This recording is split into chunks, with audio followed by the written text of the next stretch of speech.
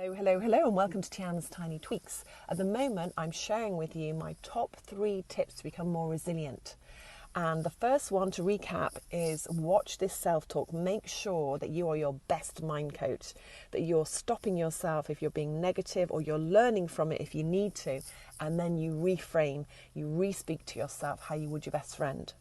Number 2 was to become more proactive rather than reactive, because resilient people do not react instantly and out of control. So know that you can take a breath, you can notice the reaction within your body, so that helps you step back by just pausing and think, where do I feel this emotion? It's not that you suppress the emotion, you let it come. Where do I feel it? Breathe, and then choose your reaction so that you come across so much more in control by having this proactive approach. And number 3 is, in the same way I wanted you to listen to your self-talk and readjust that, I want you to see how you play mental movies in your mind. So if you've got something coming up, let's say it's something that disturbs you, worries you. I had a client yesterday who's like terrified of giving talks, and they've got to speak in front of a few hundred people. So what do? Well, we started now mentally rehearsing the outcome that they do want. So this mental rehearsal, this movie making of how they would look, how would they dress, how would they stand, how would they feel, and how would the audience feel afterwards. So we recreate a new movie of the success.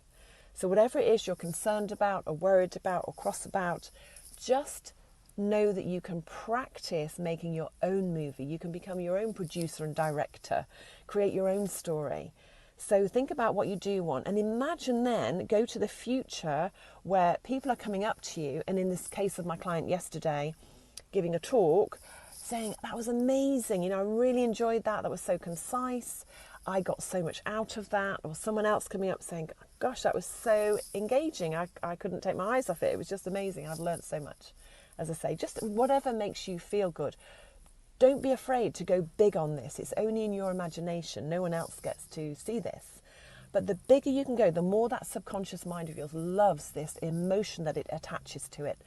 So not only are we mentally picturing, but we're attaching like an excitement or a happiness or a contentment feeling. And it's when you do that, you're wiring your brain for success, to be more resilient. So it starts now. You don't mentally rehearse just before you're going to run a race if you're a top athlete. You mentally rehearse months back, seeing yourself on the podium, getting that gold medal, whatever it might be, and seeing the race going well. Just know that if you observe your thinking now through what you say and what you see, you'll be surprised. You'll be really surprised and interested to know if you're being negative or positive. And it'll be a mix. But the more you can make these movies take charge of your mind, you're waking up from what I call the hypnosis of life that we're under. I am a clinical hypnotherapist, so I'm not knocking it. Hypnosis is fantastic. But when we're walking around under hypnosis, just letting the movies come and go and saying negative things, that is not what resilient people do.